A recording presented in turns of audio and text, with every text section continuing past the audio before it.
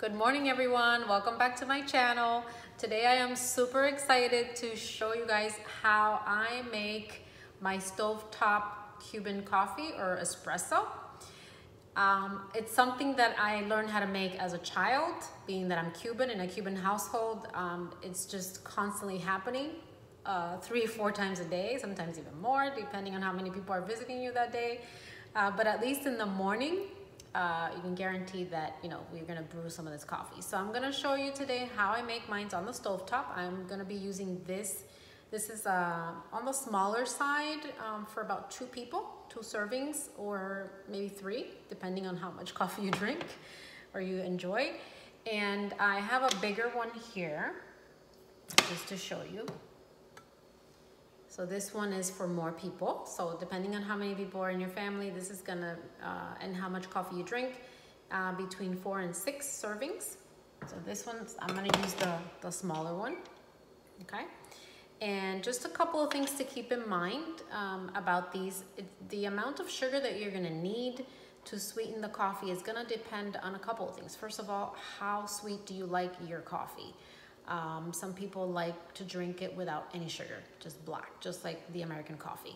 Some people like a little hint of sugar. Others like their coffee to be very, very sweet. So it's going to depend on your palate and who you're making the coffee for. I'll show you here in a moment how much sugar I use for this amount, okay? But before I go on, I did want to give a shout out to Karine Kaldrijan from Armenia. I hope I got your name right. I didn't butcher it. So I was told that Karine loves Cuban coffee, and she's recently been relocated to the Miami Kendall area in one of the hospitals there. She's an ICU nurse, and she's been working at the ICU. She loves Cuban coffee, and hey, she's in the town where there's Cuban coffee everywhere constantly. So definitely you're in the right place. And this espresso is gonna keep you awake for all your shifts. So I was told that she really liked it or really enjoys it and would like some tips on how to make it and, just the techniques and how to actually make the coffee so that it comes out good. Even the foam that you see on top. I'll show you the old school way, the way I was taught. So shout out to you, Karine, and to everyone that is working in the healthcare field right now and, just doing all you can. Thank you for the amazing work you're doing. So keeping that in mind, Karine, this video is for you. So the first thing that we want to keep in mind again is we need to put water on this bottom part of the espresso maker. Okay, this right here is going to dictate, and all of them have it. This one has it too. It looks like it's a screw with a little bulb. That's going to dictate, and you can see it inside as well, how far you want to fill this container up to with water. So you're gonna fill it in just to where that measure is, okay? And you're gonna see it inside. I don't think you can see it from here. Let me show you, maybe this way. Okay, there you go. So you can see inside, that's as far as you want to go. You don't want to fill it up higher than that because then you're going to have some water spillage coming out of the side of your espresso maker once it starts brewing. So first thing, the water in here. The second thing you want to do is put your filter in here. Okay, each one depending on the size of the coffee maker and how many people it serves, the filter is going to be bigger. This one's bigger. All right. The next thing you want to do, I'm going to bring the camera down here so you can see better. There you go. This is where I keep my espresso. I take it out of the package and I put it in here. So you're going to want to fill this up.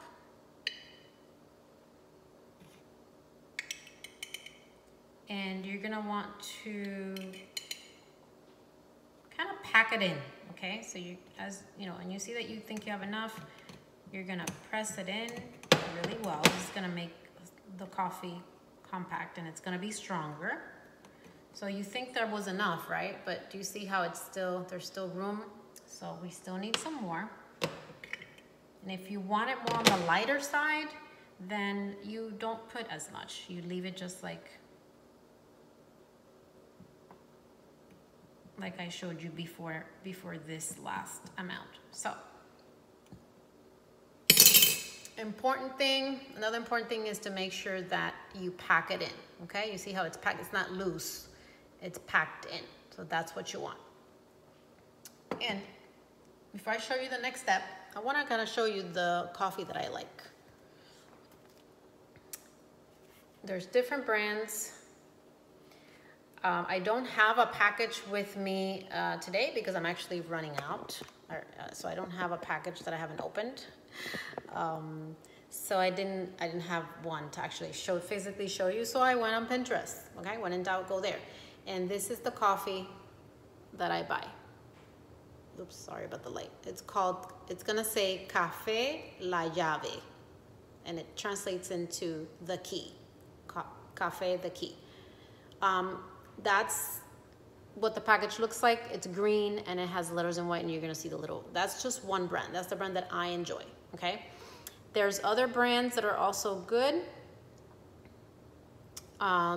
There's this one that's, you can see there, Pilon, P-I-L-O-N, and there's Café Bustelo. That one's, I think, probably one of the most popular ones, but I don't know.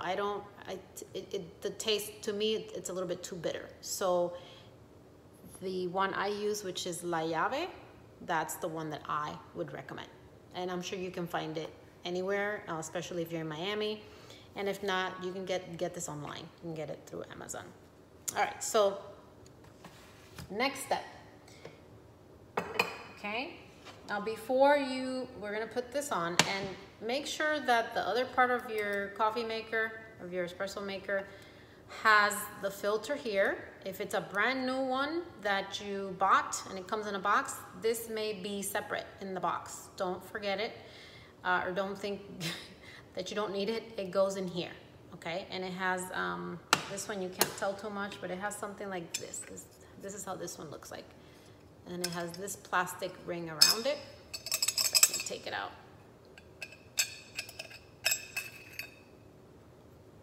So there's another filter, and then this is the plastic ring around it. It's very important that if you get a new one in a box in the mail, you buy it, or wherever you buy it, that they're not always going to be put together like this. So you're going to make sure to do that, because if you don't do that, you're going to have an explosion in your hands if you just don't use that and start brewing your coffee. Happened to me a lot of years ago when I got married, and I got my first coffee maker in a box, because I used to make it at home at my parents' house for years, but I never had to put the machine together. So just letting you know, because you're going to have an explosion in coffee on your ceiling, coffee grinds on your ceiling if you do that. So just a note. All right, so before, so we're gonna just put this is gonna just go together, and just make sure that you do that as tight as you can, because this is gonna start steaming, and you wanna make sure that it's tightly sealed, okay? So I'm gonna lay that on the stove top. I'm not gonna turn on the stove yet. The next very important thing, if you wanna make that foam, the amount of sugar that you're gonna use. I have in here, and by the way, this is the traditional container, stainless steel container that I have, and they make these in different sizes as well. And this is just the best. Keeps the coffee really hot, you know, and it's great if you want to make the foam. Now all the expensive coffee makers, espresso makers, they have the little thing, you just put it down there and it makes the foam. Well, no, I'm going to show you the old-fashioned way, okay? The way I was taught to make this foam, or espumita is what they call it. So for this size of coffee maker, amount of coffee for that one, this is a teaspoon measure. It's a teaspoon. But this is a teaspoon measure. I have 3 teaspoons in here, okay? And you can use granulated sugar, white granulated sugar. I have sugar that it's regular sugar, but it's more like a raw kind, but it's still the same. You can use whatever sugar you want, okay? But Cubans traditionally use the white process. So what you want to do is you want to turn the stove top, You want to turn it on. Put it on high.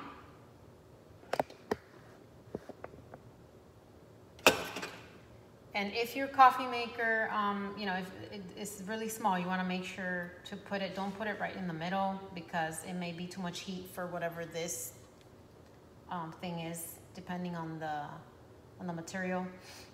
I just always tend to put it a little bit to the side so that it still gets heated and it's not, this doesn't get too hot because you're gonna need to hold this, pick this up. Okay, now the secret or the technique to making to being able to make the foam by hand, it'll take time to perfect it. Okay, so if you don't want to make the foam the first time that you make the Cuban coffee, just make it like this. It'll taste great, but the foam just adds a little bit of extra thing to it. Okay, feels more special. So what you want to do if you want to do that is you want to make sure, and what I usually do is I would open this just to kind of watch it, keep an eye on it. The first drip that comes out of that little hole, which is, it's like a percolator, okay, in there. When you see the first drip of coffee, you're gonna immediately close the lid, pick it up, and put some in here. Only enough so that the sugar is wet, but it's not completely liquid, okay? That's gonna make the difference in your foam.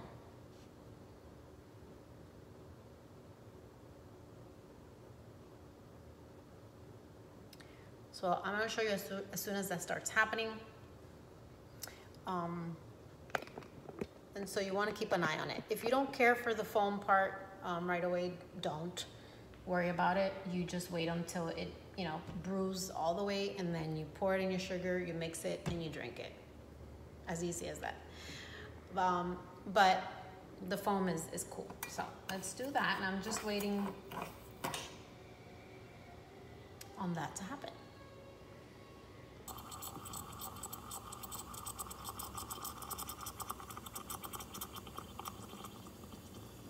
All right, there we go.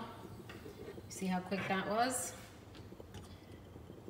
Now we're gonna pour the first brew.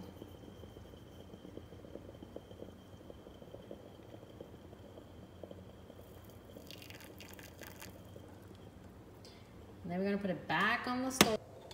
So you saw the little bit that I put in there. You see that? You think, oh, that's not gonna work. Okay, so what you're gonna do, and now my coffee's done, so I'm just gonna turn it off and just leave it. And this is really kind of hard to, some people may get it on the first try, but you see how it's becoming like a paste?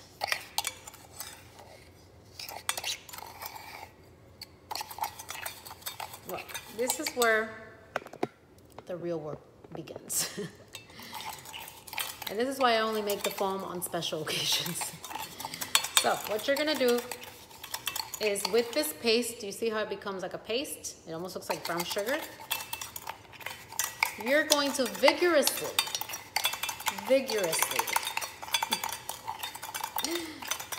make, just, you know, mix it by hand, okay? I've actually tried using one of these. I'll show you. One of these doesn't work. It doesn't have enough power. So you need some manpower. Now, I find that maybe if you find it like mine's, maybe it's a little dry. Could use a tiny bit, like maybe a drop more or two. So I'm gonna add a tiny bit more.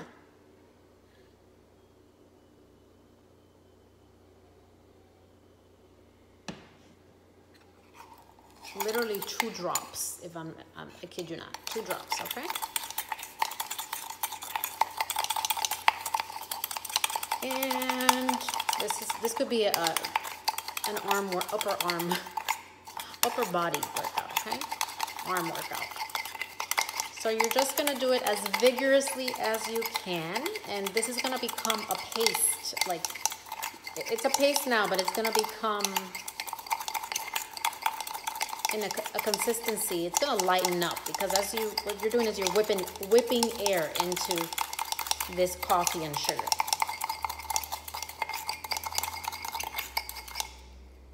Okay. And since this is a small batch, it's not gonna be as, you're not gonna have as much sugar to work with. So it's actually harder to make it because, you know, there's not a whole lot of sugar and coffee to mix. But I'm gonna show you, and this can take, depending on how much power you have doing this could take 5 minutes, 2-3 minutes, it depends. So as you see that it gets lighter, I'll show you. You see how mine is getting, oops, this light is not helping. It's getting lighter, okay? You see that? Okay. And you can tell that I've whipped air into it. So you're gonna wanna keep going for about another 2 or 3 minutes, okay? And it's gonna tire your arm and your hands out pretty much, but this is as fast as you wanna do it. And your coffee's still gonna be hot because it's in the coffee maker, and I turned off the stove, so.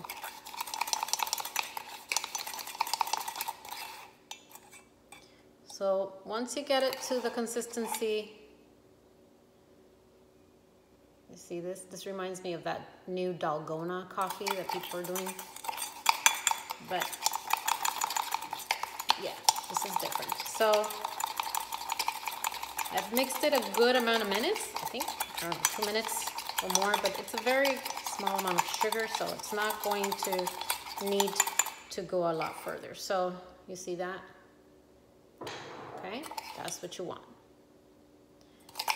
All right, so now I'm gonna pour the coffee in here so you can see what's gonna happen. Here's our coffee. Ooh.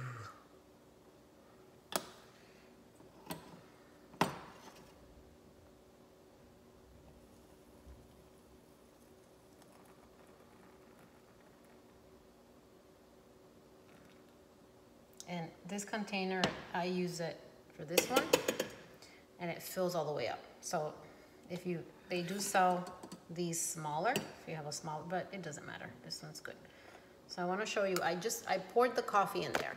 I just poured it. I haven't even stirred it. And you see the foam is already there. Turn off this side and see if that's better. That's not better. There you go. So then you're just gonna mix it.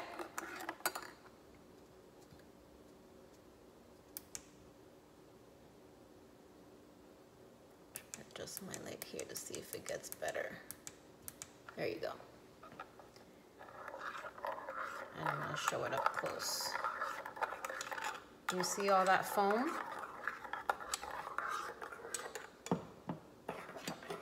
I'm gonna bring the camera down so you can see it.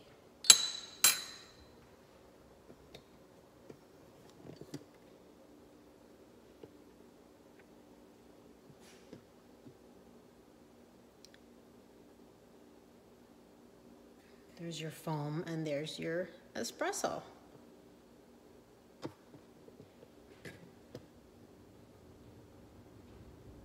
Got a good amount of foam, okay? And so obviously if you're making a larger amount of coffee, you're gonna have more sugar and you're gonna need more of the coffee, and then you're going to have more foam. Okay, so let me show you how I pour it. And this light is really getting to me. Oh, I made a mess.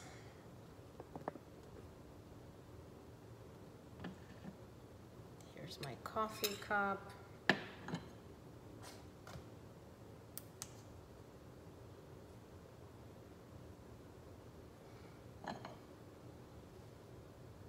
gonna pour it. Let's see if I just shake it a little bit.